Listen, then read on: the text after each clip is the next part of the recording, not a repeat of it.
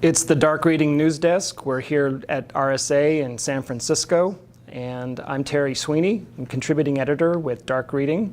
I'm happy to be joined today by Mike Nichols, VP of Product from Endgame. Mike, thanks so much for joining us today. Yeah, thank you for having me. I really appreciate it.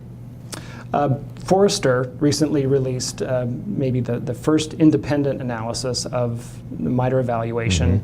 Tell us a bit about that evaluation and why it was important for an independent analyst to interpret the MITRE data. Yeah, well, the MITRE evaluation was actually really interesting. We haven't had in the industry a good analysis of the really hard to do work because it's hard to automate. You know, testing prevention is pretty simple. Throw a bunch of stuff at it. Did you see it? No. Well, okay, we can automate that. We can make that repeated process. But in the endpoint detection response side, it takes a lot of work to validate. Can you find the information? You know, how easy is it to get that data? Can I, find the root cause? Can I remediate? It isn't something you can automate. It's something you have to put people hours to, which in turn makes it a maybe not exciting thing for people to build tests around because it becomes a high cost. So MITRE did a great job of finding a way to actually emulate a real world problem. They used in this case APT3, which is a Chinese APT. Emulate sort of that threat, that attack across the MITRE ATT&CK framework, which is a framework we've adopted for many years. It's a really great threat model, kind of building out the different ways you can attack and sort of post-compromise an organization, the persistence and evasion and things like that. And they highlighted not the whole thing, but sort of the key cells in that matrix where that APT participates, with the idea of showing you, or at least their idea was to show you how vendors can provide visibility into that. And visibility is a bit of a dirty word because, yeah, it's great, it's there, but it doesn't give you the idea of, well, is that any use to me, right? You can see it's there, but it doesn't matter. So MITRE did a great thing for the industry where they did an evaluation that said, can the products do what they say they could do, right? How much can they show you or shed the light on APT3? What they chose not to do, and completely understandably, was to rack and stack or rank these vendors. So they provide all the data is available. They basically put it across the matrix. There's an API to get the information, but they made a decision that they weren't going to say this vendor did better than this vendor, or here's how we sort of rate them.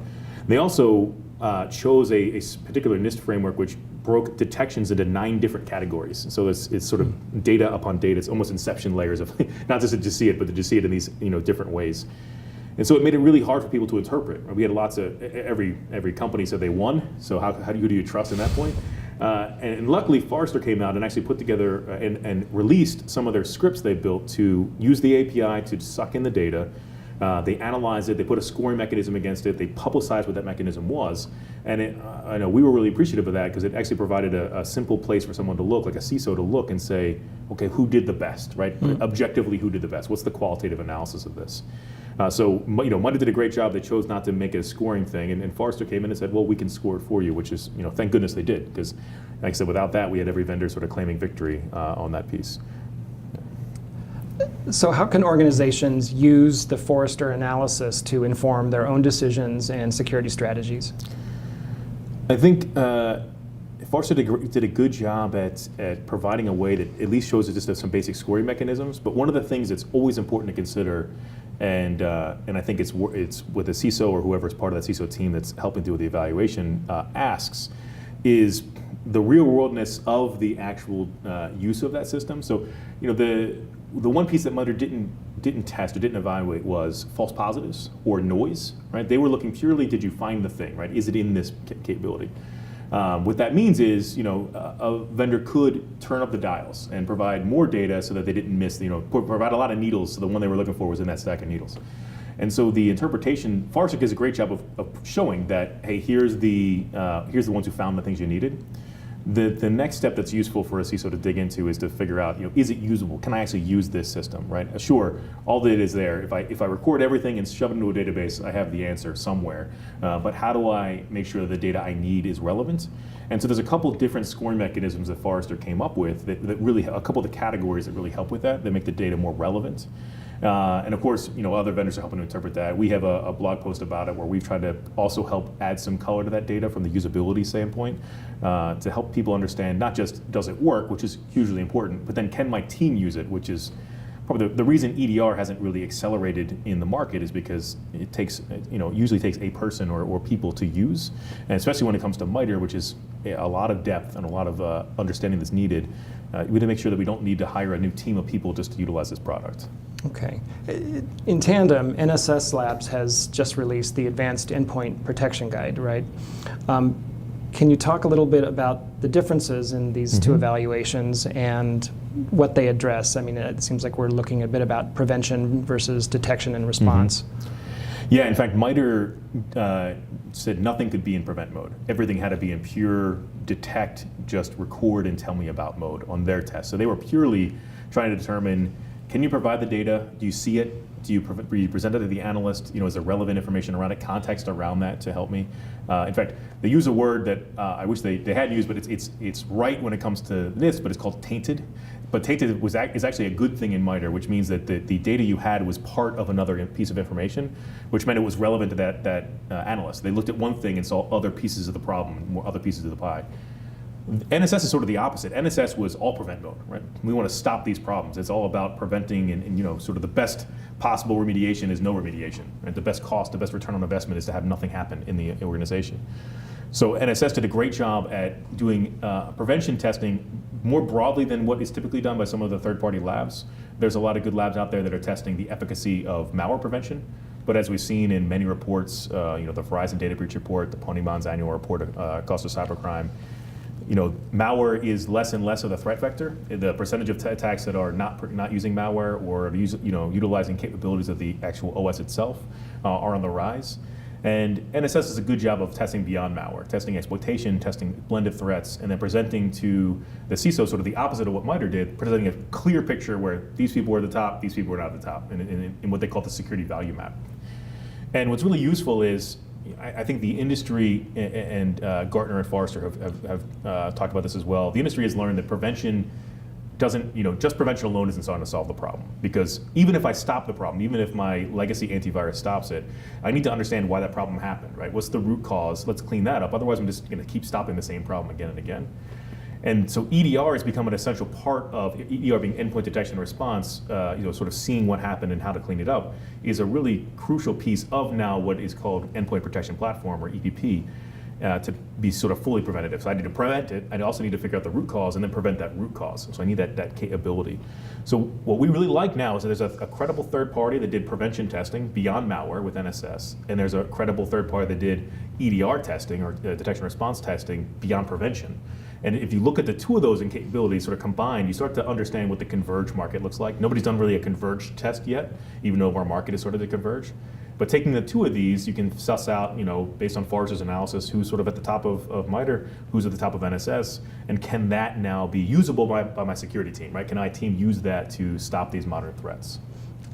In that vein, how important are these evaluations from NSS and MITRE to your customers? What are you hearing from CISOs? Yeah, I think they're hugely valuable in that initial assessment. Almost every CISO is going to do their own testing to choose the product, right? They're going to do a proof of value or proof of concept where they put the product in place and ensure that it meets their business needs, because the endpoint product needs to do things beyond just efficacy and prevention, right? It needs to run without bothering its users. It needs to be usable by the security team. There's other pieces that need to be tested in your organization. So you always typically have to do some type of proof of value, but the space is extremely crowded, right? As soon as network got to 90+% encrypted, a lot of people said, well, I got to get to the endpoint. I got to get where the attack is. I got to get down to the endpoint. And so there's a plethora of endpoint vendors. Some are features masquerading as products that have one capability, like just privilege escalation or just malware. And some are more in the converged space, or maybe not, very few, or more in the converged space that do both prevention and EDR. And when you look at that, it's really overwhelming for a CISO or for the team that's working for the CISO to figure out who should I talk to.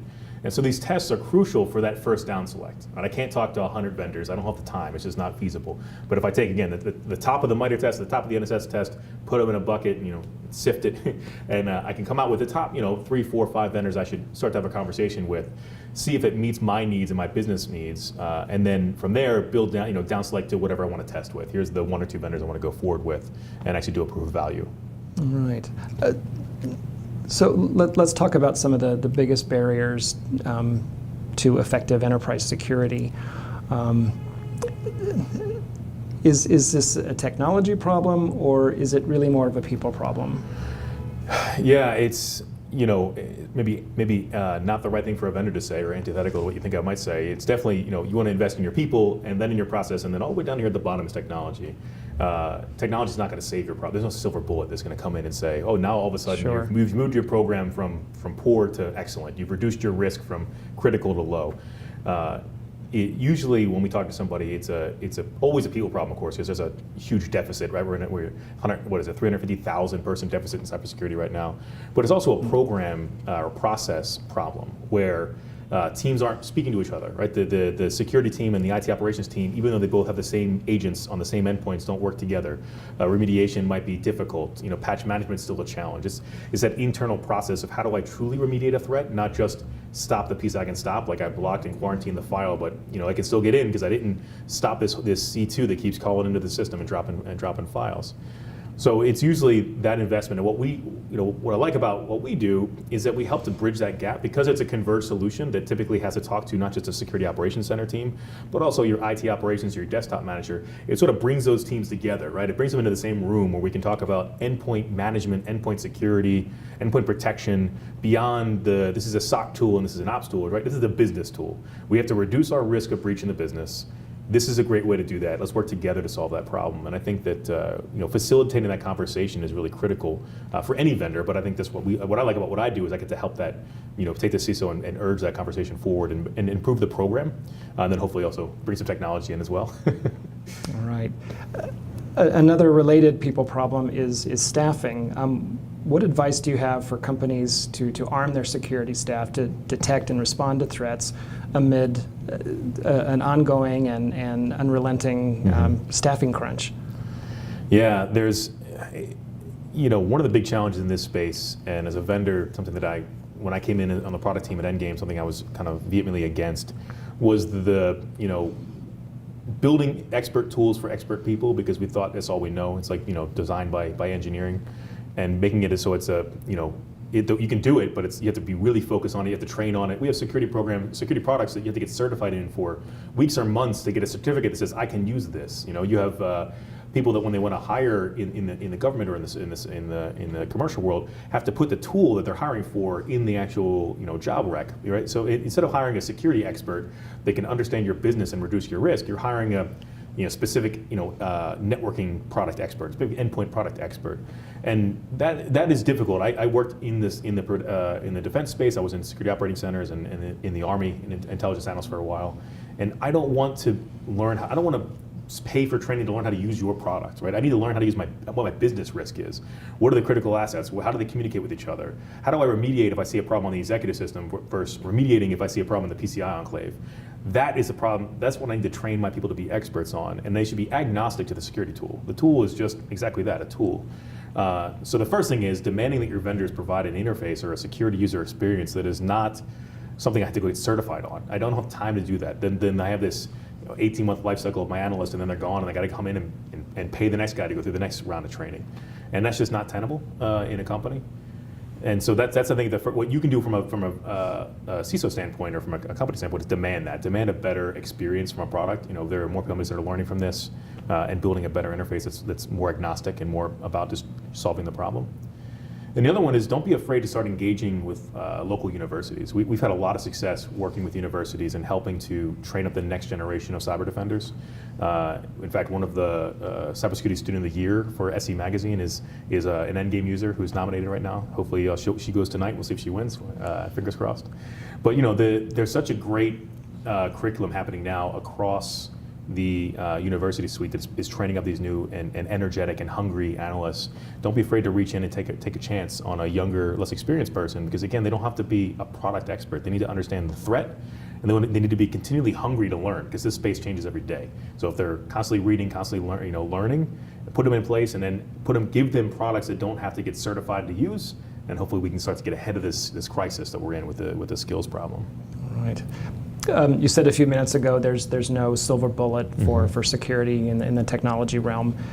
That being said, are there technologies coming down the pike that you think might be able to make a substantive difference to the equation here? I'm thinking of things like artificial intelligence, machine learning, other forms of automation, maybe other technologies. Yeah, I think an emphasis on usability, whether that's through automation or through an improved user experience, is really crucial because I can have less people do more.